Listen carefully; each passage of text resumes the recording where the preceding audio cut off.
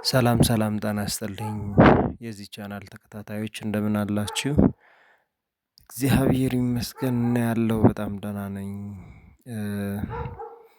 ይኸው ዛሬ በአዲስ ርዕስ ስነ ጽሁፍ በሚል ርዕስ መጥቻለሁ።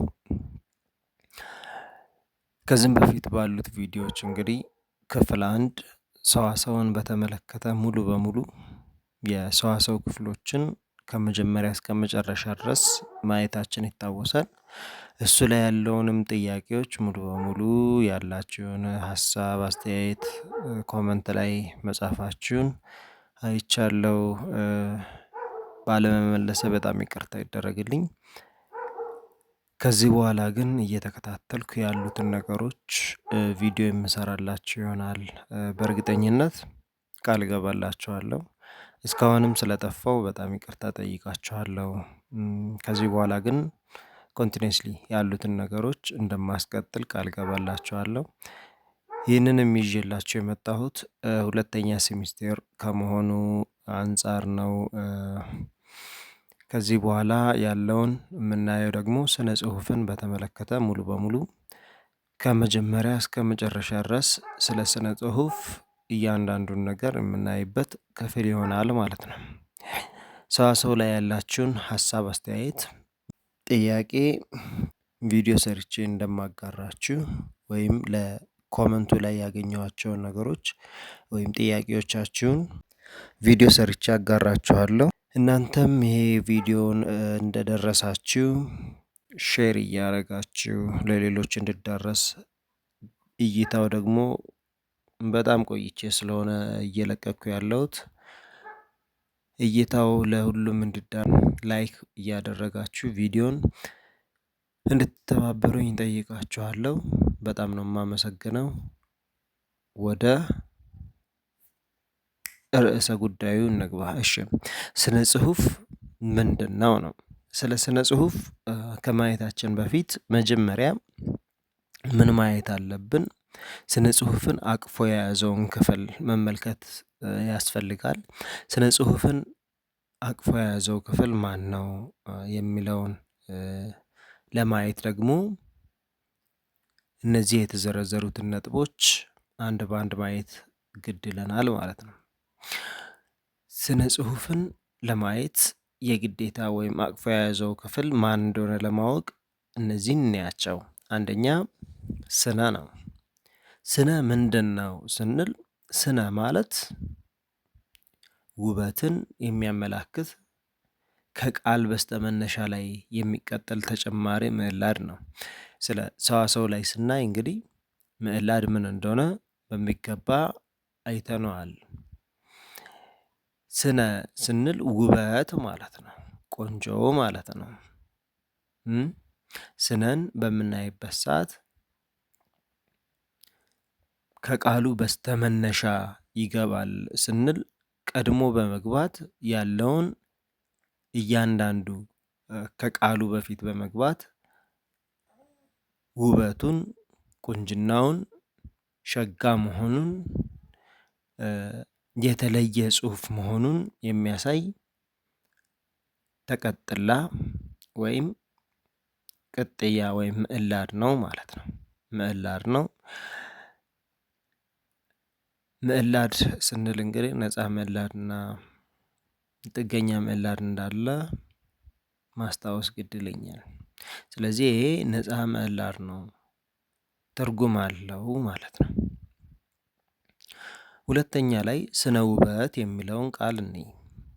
ስነ ውበት ስንል ስለ ውበት ምንነት፣ ስለ ውበት አመጣጥ፣ እድገቱን፣ ህጉን ሚና በማጥናት ሚናውን በማጥናት ስለ ኪነ ጥበብ አጠቃላይ ግንዛቤ የሚሰጥ የፍልስፍና ዘርፍ ምን ተብሎ ይጠራል?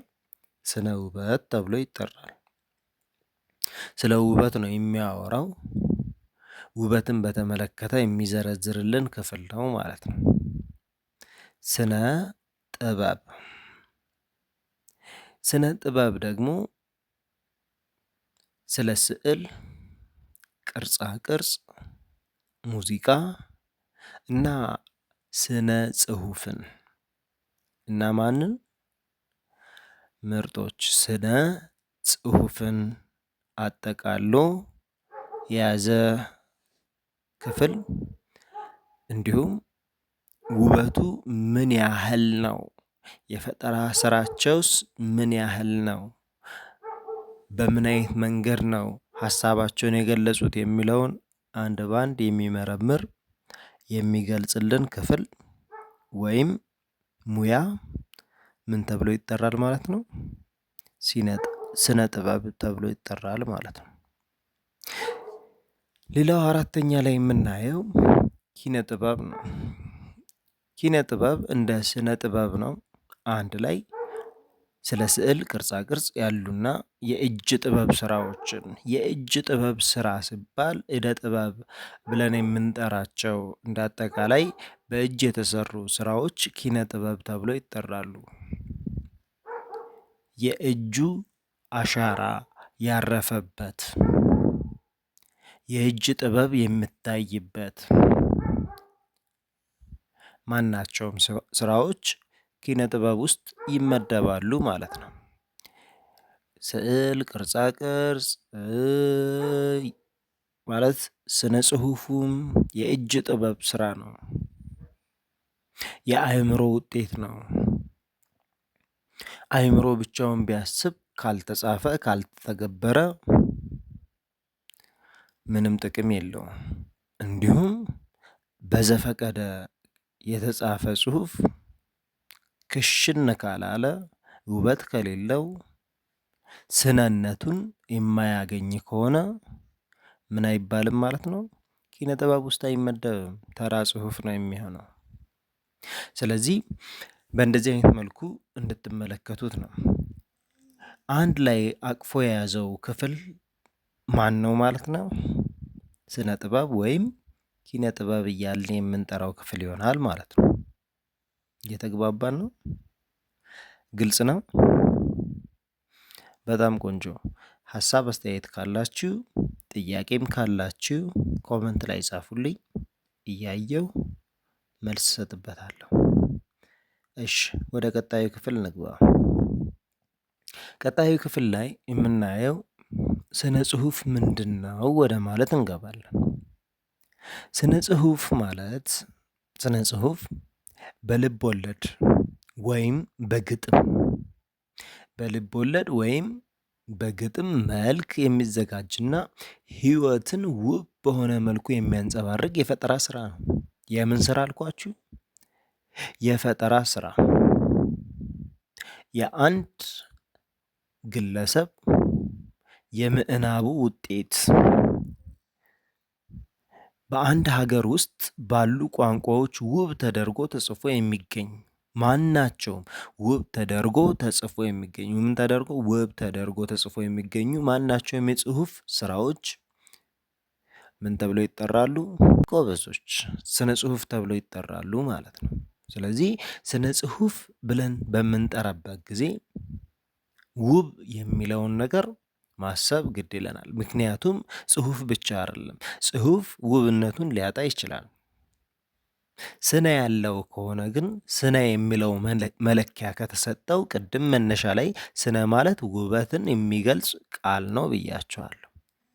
ስለዚህ ውብ በሆነ መልኩ ተጽፎ የተገኘ መሆን መቻል አለበት ስነ ጽሁፍ ውስጥ ለመመደብ ማለት ጊዜ ስነ ማለት ውብ፣ ቆንጆ፣ ሸጋ፣ ያማረ፣ የተዋበ፣ ማራኪ የሚሉትን አቻፍቺዎች ይሰጣል። ውብ ነው፣ ቆንጆ ነው፣ ሸጋ ብቻ እይታችንን በተመለከተ ሚዛናችን ላይ ስናስቀምጠው ዋው ያማረ ነው፣ በጣም ቆንጆ ነው፣ የተዋበ ነው፣ ማራኪ የሆነ ጽሁፍ ነው የምንላቸው ጽሁፎች ከሆኑ ስነነት የተላበሱ ናቸው ማለት ነው። ስነነት የተላበሱ ናቸው ማለት ነው። ጽሁፍ የሚለውን በምናይበት ሰዓት ደግሞ ማናቸውም ሆሄያት በቅንጅት ሀሳቡን ለማስተላለፍ የፈጠሩት ስብጥር ወይም ውህደት ምን ይባላል? ጽሁፍ ይባላል። በሆሄያት የተቀናጀ ሀሳብን በግልጽ የሚያስቀምጥ እያንዳንዱን ነገር የሚገልጽልን ክፍል ጽሁፍ ተብሎ ይጠራል። ጽሁፍ ለመባል በቋንቋው ተናጋሪ ዘንድ መልእክት ማስተላለፍ መቻል አለበት። ዝም ብለን የሆሄያትን ቅንጅት ስላቀናጀን ጽሁፍ ነው ማለት አንችልም። ስለዚህ ጽሁፍ ለመባል ትርጉም መስጠት መቻል አለበት ወይም መልእክት ማስተላለፍ መቻል አለበት ማለት ነው። ሁሉም አንብቦት ሊረዳው የሚችለው መሆን መቻል አለበት። የቋንቋው ማህበረሰብ ማለት በተለያዩ ቋንቋዎች ሊጻፍ ይችላል። ለተጻፈለት ቋንቋ ባለቤት ትርጉም መስጠት መቻል አለበት። እንደፈለግን መዘባረቅ አንችልም ማለት ነው። ስለዚህ ስነ ጽሁፍ የሚለውን አንድ ላይ አዋህደነው ስናይ ውብ ማራኪ ሆኖ የተሰባጠሩ የሆሄያት ውህደት ሲሆን ሀሳብን ቆንጆ በሆነ መንገድ ማቅረብ ማለት ነው።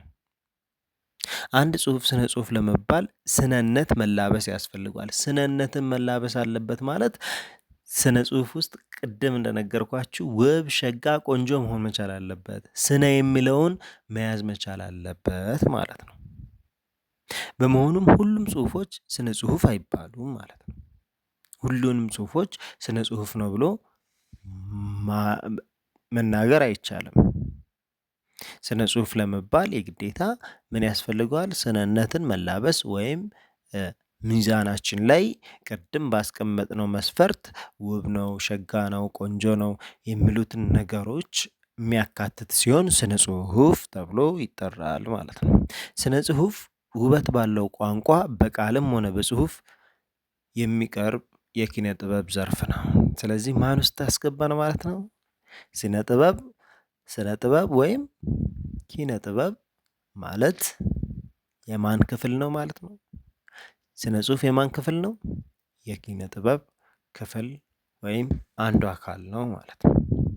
ኪነ ጥበብ ውስጥ ስዕልን፣ ቅርጻ ቅርጽን፣ የእጅ ስራ ውጤቶችን፣ የእደ ጥበብ ስራ ውጤቶችን እንደ አጠቃላይ ስነ ጽሁፍ ኪነ ጥበብ ውስጥ እናገኛለን ማለት ነው። ስለዚህ ስነ ጽሁፍም አንዱ የእደ ጥበብ አሻራ ስላለበት ኪነ ጥበብ ዘርፍ ውስጥ ይካተታል ማለት ነው። ግልጽ ከሆነ ቆንጆ። ወደ ቀጣዩ እንሻገር። የስነ ጽሁፍ አይነቶችን እንይ። የስነ ጽሁፍ አይነት ስነ ጽሁፍ በሁለት ይከፈላል። አንደኛ ጽሁፋዊ ስነ ጽሁፍ የምንለው ነው። ሁለተኛ ደግሞ ቃላዊ ስነ ጽሁፍ የምንለው ነው።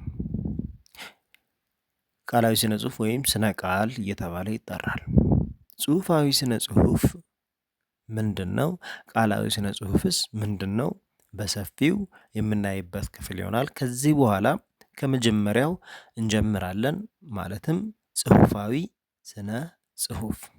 ጽሁፋዊ ስነ ጽሁፍ እያንዳንዱን ነገር ዘርዝረን የምናይበት ክፍል ላይ ነን። ሀሳብ አስተያየት ካላችሁ እባካችሁ ኮመንት ላይ ጻፉልኝ። ይህም ቪዲዮ እስካሁን እያያችሁ ከነበር ከተመቻችሁ ላይክ አድርጉ። ለሌሎችም እንዲተላለፍ ሼር በማድረግ ተባበሩኝ። በጣም አመሰግናለሁ። እሺ፣ ጽሁፋዊ ስነ ጽሁፍ ምንድን ነው? ጽሁፋዊ ስነ ጽሁፍ እያልን የምንጠራው ከትውልድ ወደ ትውልድ በጽሁፍ አማካኝነት የሚተላለፍ በምን አማካኝነት አልኳችሁ? ምርጦች በጽሁፍ አማካኝነት ውብ፣ ሸጋ፣ ማራኪ የሆኑ የእጅ ጥበብ ውጤት ወይም የእደ ጥበብ ውጤት ነው። ያ ማለት የእደ ጥበብ ውጤት ነው ስንል እጅ ብቻውን ተነስቶ አይጽፍም። የምን ትሩፋት ነው ማለት ነው? የአእምሯችን ትሩፋት ወይም ውጤት ነው ማለት ነው። አእምሯችንን በመጠቀም የምናስቀምጠው፣ አእምሯችንን በመጠቀም ለሌላው የምናስተላልፈው ውጤት ወይም ስብስብ ምን ተብሎ ይጠራል ማለት ነው? ጽሁፋዊ ስነ ጽሁፍ። በምን አማካኝነት የሚተላለፈው? በጽሁፍ አማካኝነት የሚተላለፍ ሲሆን ማለት ነው። ቃላዊ ስነ ጽሁፍን በተመለከተ በቃል የሚተላለፍ ነው እንደ መጠሪያው። ስለዚህ እሱ በሌላ ክፍል የምመጣበት ይሆናል። በዚህኛው ክፍል ግን ጽሁፋዊ ስነ ጽሁፎችን ሙሉ በሙሉ ለማየት ያህል ጽሁፋዊ ስነ ጽሁፍ ክፍሎችን እንይ። ጽሁፋዊ ስነ ጽሁፍ 4 ክፍሎች አሉት። 4 አበይት ክፍሎች አሉ። እነዚህን አንድ በአንድ ዘርዘር አድርገን እናያቸዋለን። በተለያዩ ቪዲዮዎች ለአራቱም የተለያዩ ቪዲዮዎች እሰራላችኋለሁ። ማለትም ጽሁፋዊ ስነ ጽሁፍ ላይ እዚህ ጋር እንደምታዩት አንደኛ ልብ ወለድ፣ ሁለተኛ ግጥም፣ 3 ተውኔት፣ 4 ኢልብ ወለድ። እነዚህ የስነ ጽሁፍ ክፍሎች ናቸው። በእነዚህ ስነ ጽሁፍ ክፍሎች አማካኝነት የተለያዩ ቪዲዮዎች ይሰራሉ።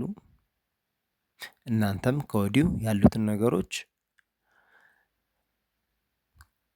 ይህን ቪዲዮ ሼር እያደረጋችሁ ለሌላው እንዲተላለፍ እያደረጋችሁ ቪዲዮም እንድታይ ላይክ እያደረጋችሁ እንድትተባበሩኝ ከወዲሁ ጠይቃችኋለሁ። አመሰግናለሁ። በአራቱም ርዕሶች ቪዲዮ ሰርቼ አጋራችኋለሁ። እስካሁን ድረስ ስለተከታተላችሁኝ ያሉትን ነገሮች በጥሞና ስለተረዳችሁ ጥያቄያችሁንም ስለምታቀርቡ ሀሳብ አስተያየታችሁን ኮመንት ላይ ስለምታስቀምጡልኝ በጣም ነው የማመሰግነው። መልካሙን ሁሉ ተመኘሁላችሁ። አዲስ ነገር ካለ መጠየቅ እንዲሰራላችሁ የምትፈልጉት ነገር ካለ አሁንም ከመጻፍ ወደኋላ እንዳትሉ። መልካም ጊዜ